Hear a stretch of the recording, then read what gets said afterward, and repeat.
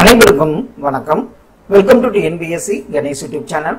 Friends, நம்ம டெட்டுக்காக 8th சயின்ஸ்ல இருந்து லைன் பை லைன் கொஸ்டின்ஸா என்னங்கிறத பார்த்து வரோம். இந்த வீடியோ பதிவுல பாத்தீங்கன்னா விசையும் அழுத்தமும் இந்த லெசன்ல இருந்து முக்கியமான ஒருவரி வினாக்கள் என்னங்கிறத பார்த்தரலாம். கண்டிப்பா இந்த வீடியோ பதிவுகள்லாம் உங்க ஸ்டடீஸ்க்கு ரொம்ப யூஸ்ஃபுல்லா இருக்குன்னு நம்புறோம். வாங்க ஒவ்வொரு கேள்விகளா பார்த்தரலாம். விசை என்பது என்ன? விசை என்பது என்னன்னு பாத்தீங்கன்னா, தள்ளுதல் அல்லது இழுத்தலின் மூலமாக பொருள்களை இயங்க வைத்தல் அல்லது இயக்கத்திலிருந்து ஓய்வு நிலை கொண்டு வருதல் தான் விசை ஆகும். விசைங்கிறது பாத்தீங்கன்னா, ஒரு ஓய்வு நிலையில் ஒரு பொருள் இருக்குது, அதை நம்ம என்ன பண்ணுவோம், ஒரு அழுத்தம் கொடுத்தா அது மூவ் ஆகி போகும். இதுதான் விசை என்பதாகும். விசையின் வரையறை என்ன? இப்ப what is the definition of விசை? ஃபோர்ஸ் அப்படிங்கறத பார்க்கலாம். ஒரு பொருளின் ஓய்வு நிலையை அல்லது சீரான வேகத்தில் இயங்க கொண்டிருக்கும் இயக்க நிலையை அல்லது இயங்கும் பொருளின் திசையை அல்லது பொருளின் வடிவத்தை மாற்றுவது அல்லது மாற்ற முயல்வது விசை எனப்படும். இதான் பாத்தீங்கன்னா விசைக்கு ஒரு டெஃபினிஷன். விசைனா என்னன்னு பாத்தீங்கன்னா, ஒரு பொருளின் ஓய்வு நிலையை அல்லது சீரான வேகத்தில் இயங்க கொண்டிருக்கும் இயக்க நிலையை அல்லது இயங்கும் பொருளின் திசையை அல்லது பொருளின் வடிவத்தை மாற்றுவது அல்ல மாற்ற முயல்வதை தான் நம்ம என்னன்னு சொல்றோம், விசை என அழைக்கிறோம். நெக்ஸ்ட் ஒன், விசையின் வடிவங்கள் யாவை? விசையோட வடிவங்கள் பாத்தீங்கன்னா, இழுத்தல் மற்றும் தள்ளுதல் ஆகியவை விசையின் வடிவங்கள் ஆகும். அப்போ விசையோட வடிவங்கள் பாத்தீங்கன்னா இழுத்தல் மற்றும் தள்ளுதல் ஆகும். எண் மதிப்பும் திசையும் இருப்பதால் விசை என்ன ஒரு அளவு பாத்தீங்கன்னா வெக்டர் அளவாகும். எண் மதிப்பும் திசையும் இருப்பதால் விசை ஒரு வெக்டர் அளவு ஆகும். விசையின் அலகு என்ன? விசையின் அலகுன்னு பாத்தீங்கன்னா நியூட்டன் என்ற அலகால் அளக்கப்படுகிறது. அதை என்ன பண்ணிருக்காங்க, கேப்ஸ் என்ல தான். விசையின் அலகு நியூட்டன் ஆகும். விசையின் விளைவானது எதை சார்ந்துள்ளது? விசையின் விளைவானது பாத்தீங்கன்னா விசையின் எண் மதிப்பையும் அது செயல்படும் பரப்பையும் சார்ந்ததுதான் விசையின் விளைவாகும். நெக்ஸ்ட் ஒன், உந்து விசை என்றால் என்ன? எந்த ஒரு பொருளின் புறப்பரப்பிற்கும் செங்குத்தாக செயல்படும் விசை உந்து விசை எனப்படும். எந்த பொருளோட புறப்பரப்பிற்கு செங்குத்தாக செயல்படும் விசை உந்து விசை எனப்படுகிறது. உந்து விசை இதை எந்த அலகால் அளக்கப்படுகிறதுனா, இதுவும் பாத்தீங்கன்னா நியூட்டன் என்ற அலகினால் அளவிடப்படுகிறது. உந்து விசை ஆகும். விசை ஏற்படுத்தும் விளைவை அளப்பதற்கு பயன்படுவது என்ன?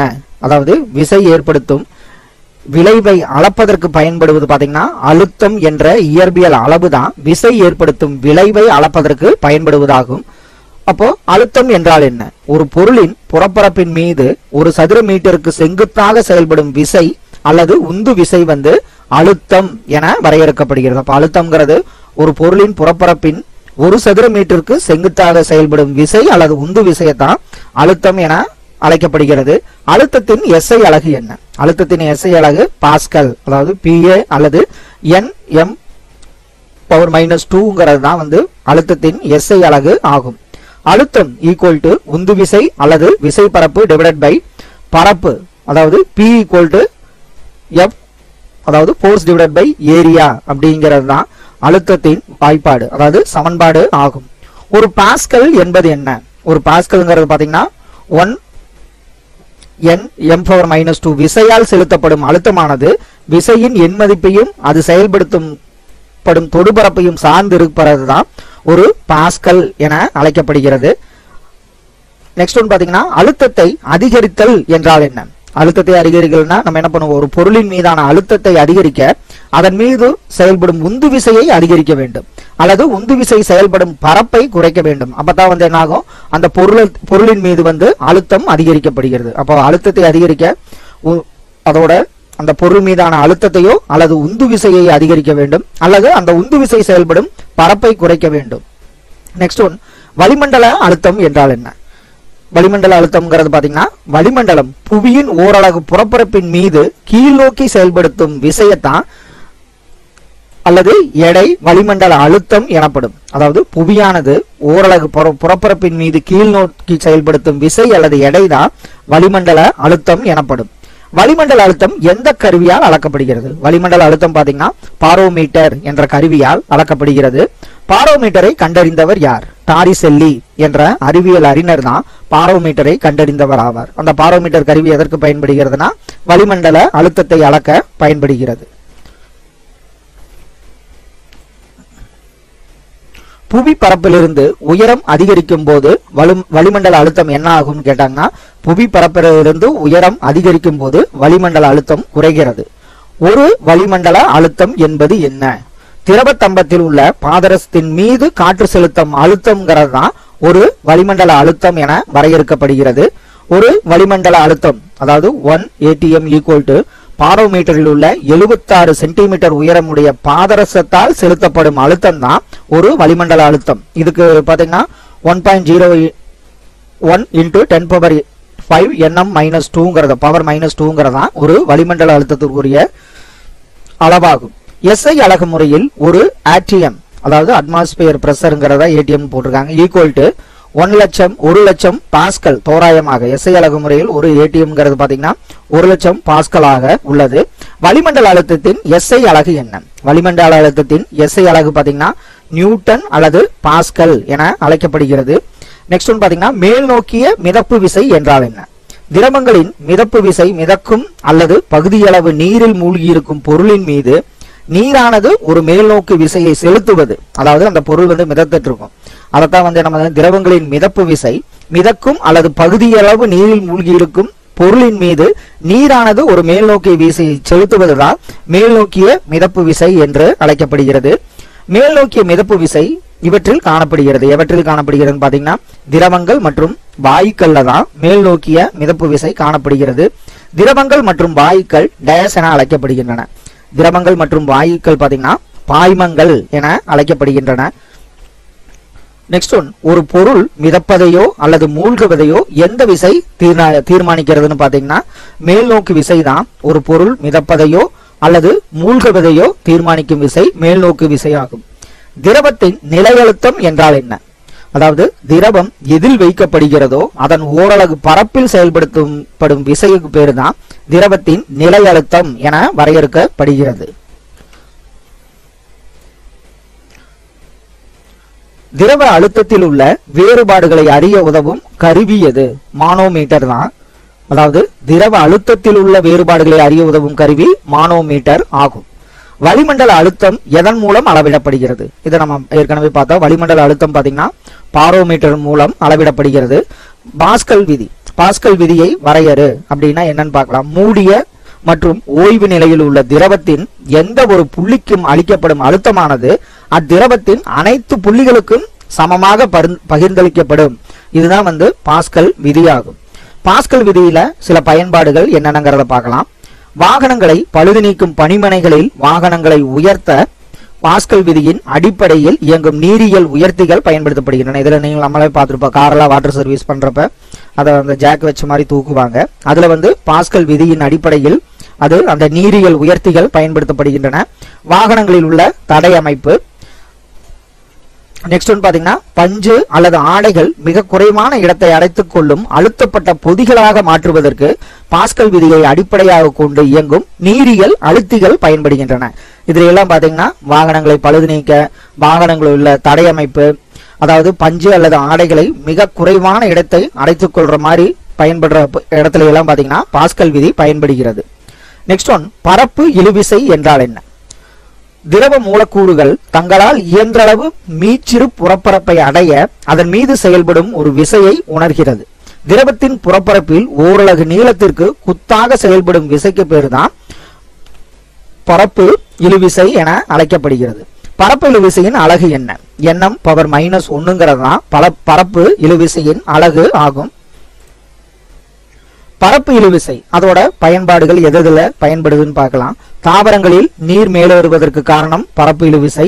தாவரங்களில் சைலம் திசுக்கள் நீரை கடத்த பரப்பு இழுவிசை பயன்படுகிறது. தாவர வேர்கள் நீர் மூலக்கூறுகளை உறிஞ்ச பரப்பு இழுவிசை பயன்படுகிறது.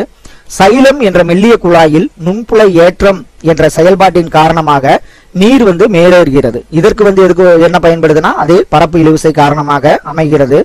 திரவ துளிகள் கோள வடிவத்தை பரப்பு இழுவிசையினால் திரவ துளிகள் பாத்தீங்கன்னா கோள வடிவத்தை பெறுகின்றன. நீரின் பரப்பு இழுவிசை காரணமாக நீர் சிலந்தியானது நீரின் பரப்பில் எளிதாக கிடைக்கிறது. நெக்ஸ்ட் ஒன் பாத்தீங்கன்னா, கடல் கொந்தளிப்பின் போது மாலுமிகள் கப்பலை சுற்றிலும் சோப்பு துகள்கள் அல்லது எண்ணெயை கொட்டுவார்கள். இதன் காரணமாக என்னாகும்? கடல் நீரின் பரப்பு இழுவிசை குறைந்து கப்பலின் மீதான தாக்கமும் நீரினால் ஏற்படும் பாதிப்புகளும் அந்த பரப்பு இழுவிசையினால் குறைகின்றன. நெக்ஸ்ட் ஒன் பாத்தீங்கன்னா பாகியல் விசை என்றால் என்ன? ஒரு திரவம் பாயும் பொழுது திரவங்களின் அடுத்தடுத்த அடுக்குகளுக்கு இடையே உராய்வு விசை உண்டாகிறது.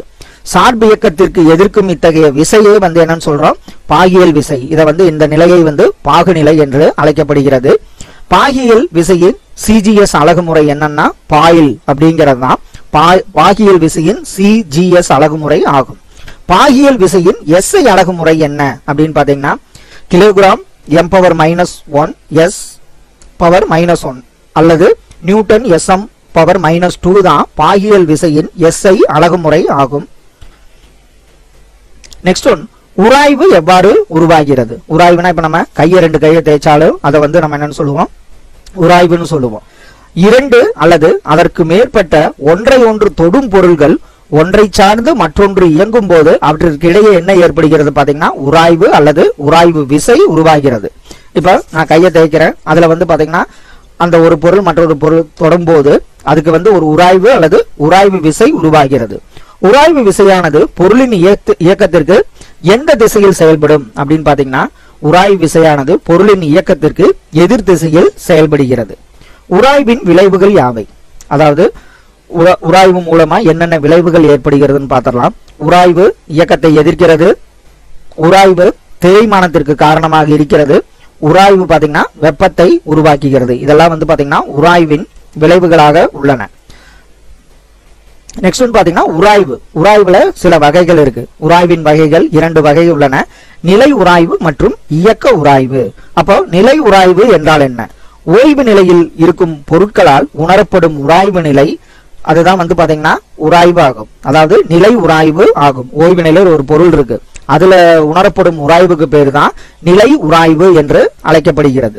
இதுக்கு எக்ஸாம்பிள் பாத்தீங்கன்னா புவியில் ஓய்வு நிலையில் உள்ள பொருட்கள் நிலையான இடத்தை பெற்றுள்ளன. இப்ப பாத்தீங்கன்னா கயிற்றில் உள்ள ஒரு முடிச்சு, இதெல்லாம் பாத்தீங்கன்னா ஒரு நிலை உராய்வுக்கு உதாரணமாக உள்ளது.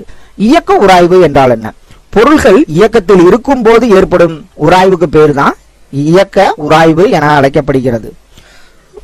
இதுல இயக்க உராய்வுல மறுபடியும் பாத்தீங்கன்னா 2 வகைகள் இருக்கு. நழுவு உராய்வு மற்றும் உருளும் உராய்வு. இயக்க உராய்வுல இப்போ உராய்வுல என்னன்னு பார்த்தோம்? நிலை உராய்வு, இயக்க உராய்வுன்னு பார்த்தோம். இது நிலையான உள்ள பொருள்ல ஏற்படும் உராய்வு. இயக்க உராய்வுனா இயக்கத்தின் போது ஏற்படும் உராய்வுக்கு பேரு இயக்க உராய்வு என்று அழைக்கப்பட்டது. இயக்க உராய்வுல 2 வகை இருக்கு. அதாவது நழுவு உராய்வு மற்றும் உருளும் உராய்வு என்று அழைக்கப்படுகிறது. இப்போ நழுவு உராய்வு என்றால் என்ன? ஒரு பொருள் மற்றொரு பொருளின் மேற்பரப்பில் நழுவும் போது 2 பொருள்களின் பரப்புகளுக்கு இடையே உருவாகும் உராய்வு தான் நழுவு. அதாவது ஒரு பொருள் அவங்களே சூப்பரா சொல்லிட்டாங்க, மேற்பரப்பில் நழுவும் போது. அப்ப நழுவும் 2 பொருட்களுக்கு இடையே ஏற்படும் உராய்வை தான் நம்ம என்னன்னு சொல்லுவோம்? நழுவு உராய்வு என்று அழைக்கப்படுகிறது. உருளும் உராய்வு இது ஈஸியா, அதாவது ஒரு பொருள் மற்றொரு பொருளின் மேற்பரப்பில் உருளும் போது அந்த 2 பொருட்களின் மேற்பரப்புகளுக்கு இடையே உருவாகும் உராய்வுக்கு பேரு உருளும் உராய்வு. அப்ப ஈஸியா நாம வச்சுக்கலாம். நழுவுன்னா நழுவரப்ப, உருளும் உராய்வப்பா அந்த 2 பொருள் உருளும் போது ஏற்படும் உராய்வு உருளும் உராய்வு என அழைக்கப்படுகிறது. உருளும் உராய்வு நழுவு உராய்வை விட எப்படி இருக்குன்னு பாத்தீங்கன்னா அதனோட ஆற்றல் குறைவாகவே இருக்கும். டேஸ் உராய்வால் வாகனங்கள், தள்ளுவண்டிகள் மற்றும் பெட்டிகளில் சக்கரங்கள் பொருத்தப்பட்டுள்ளன. எந்த உராய்வால் பாத்தீங்கன்னா உருளும் உராய்வால் தான் வாகனங்கள், தள்ளுவண்டிகள் மற்றும் சில பெட்டிகள்ல சக்கரங்கள் பொருத்தப்பட்டுள்ளன. நெக்ஸ்ட் ஒன் பாத்தீங்கன்னா உராய்வை பாதிக்கும் காரணிகள் யாவை? இப்போ உராய்வை என்னென்ன காரணிகள் பாதிக்குதுன்னு பாத்தீங்கன்னா பரப்பின் தன்மை, பொருளின் எடை, தொடுபரப்பு, இதெல்லாம் உராய்வை பாதிக்கும் காரணிகளாக உள்ளன. தொடுபரப்பு அதிகமாக இருந்தால் உராய்வும் எப்படி இருக்குன்னு கேட்டாங்கன்னா உராய்வும் பாத்தீங்கன்னா அதிகமாக இருக்கும். தொடுபரப்பு அதிகமா இருந்தா உராய்வும் அதிகமாக இருக்கும். உராய்வின் நன்மைகள் யாவை? அதாவது உராய்வின் நன்மைகள்னா எந்த ஒரு பொருளையும் நம்மளால என்ன பண்ண முடியுது? ஈஸியா பிடிக்க முடிகிறது. சாலைகளில் நம்மளால நடக்க முடிகிறது. செருப்பும் தரையும் நாம் நழுவி கீழே விடாமல் நடக்க உராய்வு கண்டிப்பா பயன்படுகிறது. பேனாவை கொண்டு காகிதத்தில் எழுத முடிகிறது. அடுத்தது பாத்தீங்கன்னா சக்கரத்திற்கும் சாலைக்கும் இடையேயான உராய்வு விசையால் தான் நம்ம என்னது ஒரு பாதுகாப்பான பயணத்தை நம்ம மேற்கொள்றோம். அடுத்தது பாத்தீங்கன்னா இயங்கும் வாகனத்தை நிறுத்த தடையை செலுத்தும் போது உராய்வின் காரணமாகவே வாகனம் ஓய்வு நிலைக்கு வருகிறது. தடையினா என்னது? நம்ம பிரேக் பிடிச்சோம்னா என்ன ஆகும்? அந்த உராய்வின் காரணமாக வாகனம் ஓய்வு நிலைக்கு வருகிறது. தீக்குச்சியை கொளுத்துவது, துணியை தைப்பது, முடிச்சுகளை போடுவது, சுவற்றில் ஆணியை அடிப்பது, இதெல்லாம் எதனால ஏற்படும் நன்மைகள்னா உராய்வினால் ஏற்படும் நன்மைகள் ஆகும். உராய்வை டேஸ் என்றும் அழைக்கின்றனர். உராய்வை பாத்தீங்கன்னா தேவையான தீமை என்றும் அழைக்கின்றனர். உராய்வின் தீமைகள் யாவை? இப்ப பாத்தீங்கன்னா கருவிகளில் உள்ள பட்சட்ட அமைப்பு, திருகுகள் போன்றவை ஒன்று மற்றொன்றின் மீது தேய்க்கப்படுவதால் அவை தேய்மானம் அடைகின்றன. இப்ப நம்ம வண்டியில் டூ வீலர்லயே பாத்தீங்கன்னா கீர் எல்லாம் பாத்தீங்கன்னா என்னது அந்த பற்சக்கரம் இருக்கும், அதுல நம்ம யூஸ் பண்ண போனா கண்டிப்பா அதுல என்ன ஆகும், தேய்மானம் ஏற்படுகிறது. உராய்வை குறைப்பதற்கு அதிகப்படியான வேலை செய்ய வேண்டியுள்ளதால் ஆற்றல் இழப்பு பாத்தீங்கன்னா அதிகமாக ஏற்படுகிறது.